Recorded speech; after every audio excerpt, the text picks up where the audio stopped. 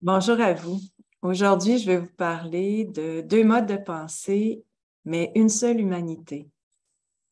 Et comme toujours, j'espère que ma réflexion que je vous partage sans prétention, elle peut vous aider, vous éclairer dans vos propres réflexions. Puis, entre autres, quand je vous dis deux modes de pensée, une humanité, je conçois qu'on est tous des êtres humains capables de bienveillance et d'amour, et qu'on a tous subi la même situation et qu'on a vraiment avantage à nous rassembler, à considérer davantage nos ressemblances que nos différences.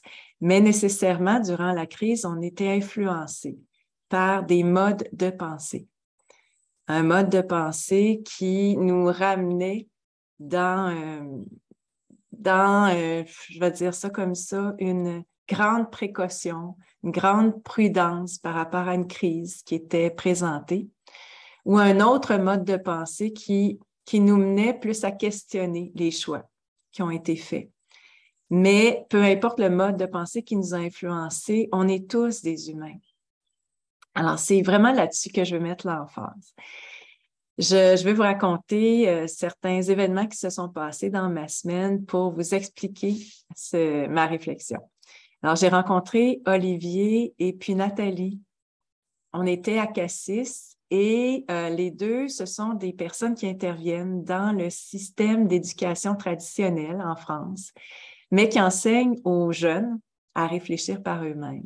Ils m'ont raconté leur programme et j'étais impressionnée. Ça m'a donné l'espoir que même dans ce qui existe actuellement, qu'on peut remettre en question, le système d'éducation traditionnelle qui fait que les enfants apprennent beaucoup de connaissances qu'on pourrait considérer être une forme de bourrage de crâne et qu'on les oblige à être assis toute la journée, qu'ils apprennent seulement ou essentiellement sur le plan mental. Donc, ils ne bougent pas trop, alors que les jeunes, ça a plein d'énergie. Puis peut-être que cette situation-là aussi a pu contribuer aux maladies qui sont attribuées à l'hyperactivité, par exemple. Bon, peut-être que naturellement, les enfants ont besoin de bouger et que quand ils ne bougent pas, ils développent des problèmes. Donc, c'est un système à remettre en question, mais il existe déjà dans ce système-là des gens qui interviennent pour aider les jeunes à penser par eux-mêmes.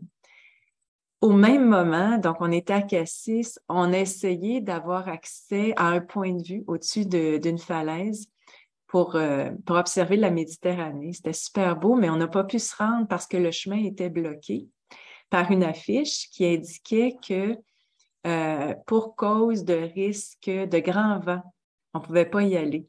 Puis le lendemain, on a essayé d'aller à un parc sur le bord de la mer. Puis cette fois-ci, c'était une surveillante qui était en place durant toute la journée qui nous empêchait d'y aller pour cause de risque d'incendie à cause de la sécheresse. Ça m'a fait réfléchir au fait que la prudence, la précaution, quand elle est face au risque, elle est très difficile à remettre en question. La grande majorité des gens vont opter pour la prudence. Et quand une société passe des lois sur la base de la prudence ou de la précaution, on a du mal à dire non. On a du mal, puis on se fait voir très négativement quand on veut opter pour le risque. Mais vraiment, c'est à réfléchir parce que, vous savez, à un moment donné, on a dit, pour éviter de mourir, on s'empêche de vivre. Mais dans certains cas, pour éviter le risque, on va aussi empêcher les gens de penser par eux-mêmes, de se prendre en charge ou même de s'entraider. Je voyais passer une phrase qui disait que les assurances ont remplacé l'entraide dans une communauté. Je suis tombée aussi sur un article de journal ou d'une revue qui présentait l'idée de bracelets qu'on allait donner à des jeunes pour qu'ils puissent suivre en continu leur état de santé. Alors, on racontait que la crise avait fait en sorte que les jeunes n'étaient pas en forme et qu'ils avaient la grande chance de pouvoir porter un bracelet. qui allait leur dire, bon, c'est quoi leur fréquence cardiaque, etc. Et là, c'est vrai que ça peut paraître très bien, hein? Mais en même temps, on doit se poser des questions parce que, bon, finalement, ce bracelet-là allait être donné à tous les étudiants d'une école ou d'un programme. On allait les obliger à porter le bracelet pendant 3 ans. Et même, on disait qu'il y avait un intérêt à ce qu'ils continuent à le porter plus tard. Mais le bracelet, ça peut faire en sorte aussi qu'on empêche les jeunes de pouvoir être en contact avec leur propre organisme pour savoir est-ce qu'ils sont en santé ou pas. Ça les empêche de bien se centrer sur leur fréquence cardiaque, d'apprendre à la connaître par eux-mêmes, d'apprendre à connaître leur corps. Vous savez, c'est cette tendance-là qu'on a à se reporter sur un tiers TIERS, soit un spécialiste ou un bracelet, un outil qui nous évite d'être en contact avec soi. C'est une forme d'aliénation, le fait de ne plus pouvoir se connaître soi-même, prendre des décisions pour soi. Alors, toutes ces lois, ces interdictions peuvent amener une population à éviter de se prendre en charge, de se connaître, de s'entraider. Il y a ces phénomènes qui arrivent, mais en même temps, bon, j'étais avec des amis, il y a un ami qui s'est cassé l'épaule, qui était en très mauvais point, et sa femme allait partir pour un certain temps, pour une dizaine de jours. Et il y a eu une mobilisation de ses amis pour assurer cette personne-là et sa conjointe qu'on allait prendre soin de lui. Alors, je me disais, de façon très naturelle, les gens vont apporter secours à ceux qui en ont besoin. Je me suis retrouvée aussi dans un bar sur une terrasse écoutez, c'est vraiment, moi, ça m'a impressionné. Il y avait la personne qui s'occupait du bar, il y avait Philippe Guillemant qui était avec moi, puis il s'est présenté un prêtre. Et de façon toute naturelle, le prêtre nous a dit, bon, c'était une discussion surtout et rien, mais on est tombé sur le sujet de la crise. Et le prêtre nous a dit que le pape était payé, était acheté. Et moi, ça m'a surpris, mais ça m'a donné l'espoir que même au sein des religieux, il y avait des remises en question, des questionnements sur la tangente qui était prise en ce moment. Et le propriétaire du bar ou celui qui s'occupe du bar disait que ce qui se passait actuellement, il le sentait depuis très longtemps. Il nous a raconté que lorsqu'on l'a obligé à valider la passe sanitaire ou l'identification des gens qui allaient consommer chez lui, il l'a refusé et il s'est fait harceler. Mais au bout d'un certain temps, les policiers ont fini par accepter qu'il allait tenir son bar comme il le voulait. Et pour lui, c'était une question de survivre. Alors, s'il fermait ou s'il exigeait la passe, évidemment, il n'aurait pas pu continuer. Alors, c'était très, très intéressant de se retrouver comme ça de façon naturelle et ça donne l'espoir parce que quand on dit comment c'est important de se relier pour ne pas se sentir seul, des situations comme ça où on commence à parler, nous amène à comprendre qu'il y a peut-être plus de personnes qu'on pense qui se posent des questions. Il y a cette semaine aussi un événement qui vous a peut-être surpris. Peut-être que ça vous a rendu enthousiaste aussi. Le fait que les stones, des grandes pierres là, en Arizona, je pense qu'on appelle les Guidestones, ont explosé, se sont effondrés. Et justement, bon, le teneur de bar disait que c'était le signe d'un effondrement qui était déjà enclenché. Et de fait, on peut craindre ce qui se passe, puis en même temps, on peut se dire que il y a des signes en ce moment qui nous disent que rien ne va plus, que c'est très chaotique et que c'est peut-être au contraire le signe d'une panique ou d'une forme de désespoir qui s'exprime à cause du fait que de plus en plus de gens, comme je le disais souvent, il n'y a jamais eu autant de personnes qui se posent des questions sur la façon dont on est dirigé sur le plan politique, de la façon dont l'éducation est faite. est imposée à nos jeunes, sur la justice, sur tout finalement, sur nos grandes institutions. Sur un autre sujet avec Philippe, on a proposé une série de vidéos, dont la première porte sur le hasard avec l'intention de rendre accessibles nos connaissances, nos réflexions. Le modèle de Philippe et mes réflexions. Donc, on veut essayer de participer à une réflexion collective. On est plusieurs à avoir, je dirais, des connaissances, des spécialisations, puis on a tout avantage à les rendre accessibles. C'est l'éducation populaire. Alors, dans cette vidéo, on parle du hasard, pas durant la vidéo, mais en la préparant, on parlait du fait que ce qui se passe en ce moment peut être perçu de façon naturelle ou intentionnelle. Puis vous êtes peut-être aussi divisés en vous ou par rapport aux gens qui vous entourent à dire que ce qui se passe est naturel ou plutôt ce qui se passe est intentionnel. C'est un plan qui est suivi. Et l'hésitation de certaines personnes qui veulent admettre que qui hésitent à admettre que c'est intentionnel, c'est de dire que si on dit ça, ben, on peut percevoir ces gens-là qui ne sont pas élus comme ayant un pouvoir, puis se retrouver dans une position de soumission, de victime ou avec ce sentiment d'impuissance. On peut, au contraire, lorsqu'on comprend mieux la situation, reprendre, bon, je veux dire, le pouvoir ou avoir un sentiment de puissance parce qu'on considère que ces gens-là, non, sont au contraire très faibles, très vulnérables pour avoir pensé à un plan comme celui-ci. Alors, vous voyez, il y a deux tangentes, puis il faut choisir celle dans laquelle on est le plus confortable parce qu'à mon avis, on est tous en processus d'évolution et de compréhension par rapport à ça. Moi-même, j'évolue, ma compréhension évolue et j'opte pour celle qui me met dans une position où j'ai le sentiment d'avoir une responsabilité, mais aussi une liberté par rapport à ce qui se passe. Et j'espère que c'est la même chose pour vous.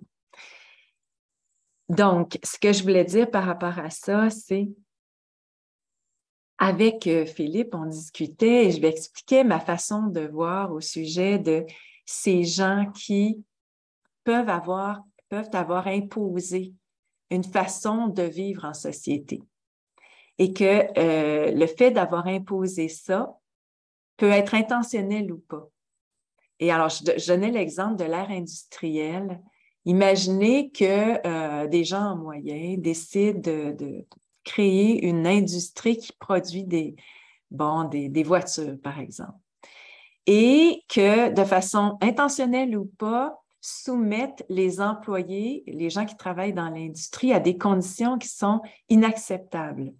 Si les employés ont accepté ces conditions-là, ben ça passe le message qu'ils sont méprisables, on va dire comme ça. Et si la situation se répète dans le temps, ben il s'installe une relation de personnes qui acceptent le mépris et considèrent que les gens à qui il impose des conditions ben, sont méprisables. Et la réponse positive, le fait d'accepter d'être méprisé, va confirmer ce sentiment qu'ils ont et cette autorité qu'ils prennent sur ces gens. Alors, voyez comment il peut s'installer sans qu'on ait à se poser la question si c'est intentionnel ou pas, une forme de relation de mépris. Ça se fait sur un plan individuel avec une seule personne, par exemple des conjoints, une famille, des amis, mais aussi sur un plan social.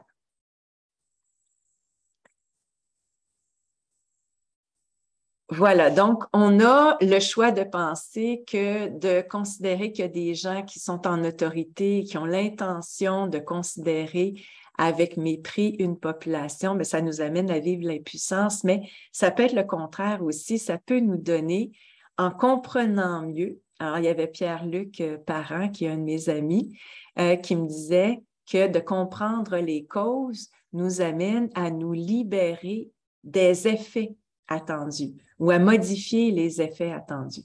Et effectivement, le fait de mieux comprendre une situation peut nous libérer.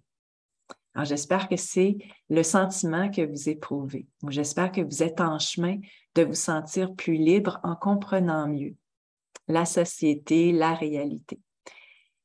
J'ai écouté un témoignage de Vincent Amin sur son expérience de mort imminente. Il y en a plusieurs des reportages ou des entrevues qui font témoigner des gens qui ont vécu ça, une mort clinique. J'en ai parlé souvent, mais c'est important pour moi d'y revenir parce que le témoignage de Vincent Amin est très clair.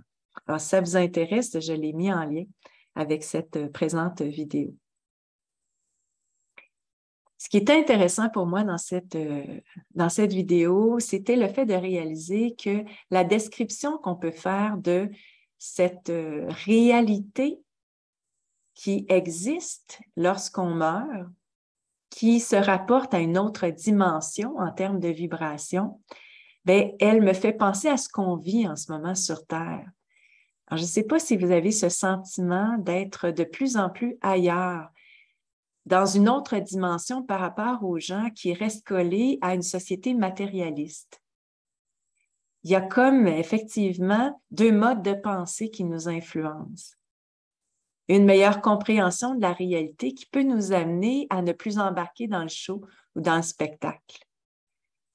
Alors, quand il parle de cette réalité à laquelle on a accès quand on meurt, il parle de dimension et de vibration. Alors, on peut s'imaginer effectivement que ce qu'on ne perçoit pas, ce n'est pas l'absence d'une réalité, mais plutôt une réalité qui est dans une autre dimension, avec une vibration plus ou moins intense, et même qu'on peut se l'imaginer. Alors, c'était très intéressant de voir les choses de cette façon-là. En lien avec cette idée d'autres dimensions, d'autres réalités, il m'est venu la phrase « tout est prévu ». Tout est prévu, ce que ça veut dire, c'est pas par rapport au plan, vous savez, de ceux qu'on appelle les élites, mais par rapport à cette réalité qui nous dépasse. Moi, je ne peux pas m'empêcher, je ne sais pas si c'est la même chose pour vous, d'être dépassée par le métabolisme de la vie. J'entendais quelqu'un dire que la science matérialiste ne peut pas expliquer pourquoi ce qui vit, vit. Ce qui est vivant est vivant. Pourquoi? On ne le sait pas. Puis effectivement, je me souviens d'avoir été, moi, très influencée dans ma profession par Carl Rogers, qui rapportait le fait qu'on a tous une tendance à l'actualisation, c'est-à-dire une tendance à la vie, qui est observable. Je reviendrai sur la notion d'observation. Lorsqu'on voit les plantes sur les falaises pousser malgré le vent et les vagues qui déferlent sur eux, ou encore les pommes de terre qui germent dans l'obscurité. On ne peut pas expliquer ça, mais il semble y avoir un mouvement de vie qui nous dépasse et qui existe sans l'intervention de l'humain. Et pour moi, c'est très important de réaliser ça. Quand vous regardez une fleur de tournesol, vous remarquez comment c'est incroyable la complexité de la vie sans l'intervention de l'humain. Et le fait que tout est prévu dans ce cycle de vie, de naissance et de mort peut nous amener à avoir confiance. Une confiance inaltérable dans le lâcher-prise. Vous savez, on parle souvent de libre arbitre, qui pour moi est approprié lorsqu'on se voit comme étant conditionné. Mais lorsqu'on sort de la pièce de théâtre, du show, et qu'on se sent ailleurs, pour moi, c'est plus une question de lâcher prise, d'acceptation, de reconnaissance qu'il y a quelque chose qui nous dépasse et qu'il y a probablement un chemin tracé pour nous. Et c'est une question de bien se connaître, d'être en contact avec soi pour pouvoir suivre ce chemin, de comprendre cette unicité qui nous caractérise chacun, ce qu'on a apporté à la société, à la réalité, à la vie. Donc, je reviens donc à cette réalité qui n'est pas nécessairement la vérité. Vous savez, la vérité, c'est un terme qui est un peu galvaudé, mais la réalité qui est observable. Et il y a un terme qui m'apparaît très pertinent ici, c'est celui de témoin privilégié. Quand on comprend la réalité, on devient un témoin privilégié. Et dans ce sens-là, je je crois qu'il est intéressant de distinguer l'interprétation de l'observation. Parce que pour moi, l'observation nous lie à la réalité parce qu'on est en contact avec elle. Quand on observe un arbre, un animal, un être humain, on se lie à ça. Tandis que quand on interprète, on s'en va dans nos pensées, puis on peut se dissocier ou s'éloigner de la réalité. Alors, on a tout avantage à essayer d'apprendre à observer davantage plutôt qu'à tomber dans l'interprétation, une interprétation qui peut être fausse aussi. J'ai écrit « Choisir le comment quand le pourquoi est sans réponse ». Le comment, lorsque j'enseignais en psychologie, j'expliquais qu'en psychothérapie, on s'est beaucoup intéressé au pourquoi en cherchant des raisons pourquoi on est comme ça. On ne s'est pas intéressé au comment. Et comment on est comme ça, dans l'expression. Et l'observation de comment on est nous amène à mieux nous connaître. Et par exemple, d'essayer de comprendre mieux comment on réussit à s'en sortir lorsqu'on vit une difficulté. Ça met en lumière nos ressources, nos forces sur lesquelles on peut s'appuyer lorsqu'on rencontre une prochaine difficulté. Alors, tout ça est l'idée du comment plutôt que du pourquoi. Voilà ce dont je voulais vous parler aujourd'hui. Ah, je reviens aux bracelets. Les bracelets que les jeunes porteraient. Et je parle d'aliénation. Aliénation, c'est le fait de ne plus être soi-même. Je ne sais pas si vous voyez que le fait de toujours se reporter sur un tiers, sur des nouvelles, des spécialistes, des livres, pour apprendre à se connaître, ça nous éloigne de nous-mêmes. Les fameux bracelets ou cette tendance à l'hyper-précaution, ça nous amène à vivre de l'anxiété. C'est ça qui est vraiment intéressant sur le plan de la psychologie, c'est de réaliser que les moyens qu'on met en place pour éviter le risque peuvent créer aussi l'anxiété. Une anxiété généralisée de base, continue ou de fond, subtile, qui peut à son tour détruire la santé. Je me souviens quand j'ai écrit le livre « Malade et heureux », je m'étais intéressée à deux personnes qui avaient appris à être atteintes d'un cancer de stade 4. Une personne qui avait décidé d'aller vivre dans la nature puis de profiter pleinement du reste de sa vie, puis une autre qui avait décidé de se lancer là, intensément dans la recherche des médicaments et même dans la médication alternative. Et cette personne avait développé une anxiété qui avait contribué à sa mortalité assez précoce, tandis que l'autre avait vécu beaucoup plus longtemps. Ce n'est pas pour dire, c'est que des exemples, il ne faut pas généraliser, mais c'est sûr que le phénomène d'anxiété lié à la maladie physique, il est documenté, il y a beaucoup de recherches là-dessus. Alors, c'est intéressant de se demander si les moyens qu'on prend en ce moment dans la société, puis des moyens qu'on dit sanitaires, donc pour se protéger des maladies ou pour éviter le risque, vont pas, par contre, contribuer à diminuer l'efficacité de notre système immunitaire, par exemple. Je reviens à ma rencontre avec Olivier et puis Nathalie.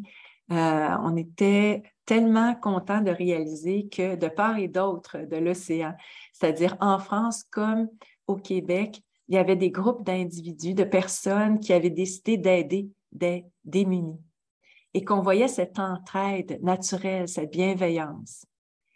Bienveillance qui peut être plus grande dans la population, dans cette humanité que, par exemple, provenir de nos gouvernements. Alors, c'est à se demander si tout ce qui est fait actuellement en termes de lois, de décisions gouvernementales, est-ce qu'elle aide vraiment les gens qui en ont besoin? Ou est-ce qu'elle favorise les gens qui en ont déjà beaucoup? Alors, vous vous souvenez, lors du début de la crise, quand on confine les gens, on les incitait à ne pas aller dans les commerces, on fermait les commerces. Les petits commerçants qui pouvaient être nos amis, nos voisins, qui peuvent être nous-mêmes, mais on incitait les gens, dans le fond, par cette décision du confinement, à faire des achats en ligne. Des achats en ligne sur Amazon, par exemple. Et on a fait en sorte créé l'habitude de ne pas aller dans les restaurants. Et ce qui fait en sorte qu'il y a bien des restaurants qui ont fermé. Vous remarquez sans doute qu'il ne se passe pas la même chose dans les villes en ce moment. Il y a une réduction de la circulation des gens qui ne fréquentent plus les petits commerces, les petites entreprises des gens qui sont nos pères, qui font partie de l'humanité. Et bon, avec Olivier et puis Nathalie, on se demandait, bien, qu'est-ce qu'on fait? On réalisait, puis c'est peut-être la même chose pour vous, que l'important en ce moment, c'est de construire, c'est d'être actif, c'est de se relier à des gens qui nous font du bien, qui ont une vision assez similaire de la nôtre et de ne pas s'investir trop dans l'argumentation avec des gens qui pensent différemment et de les laisser être confrontés à la réalité. Je pense que, comme tout est prévu, il y a peut-être ce qu'on peut appeler un grand ménage qui est en train d'être fait, autant dans le fait que nos institutions sont chambranlantes, sont remises en question, mais que des gens qui font un choix de suivre ces institutions, de rester accrochés, vont peut-être y perdre beaucoup. Je réalise que c'est très,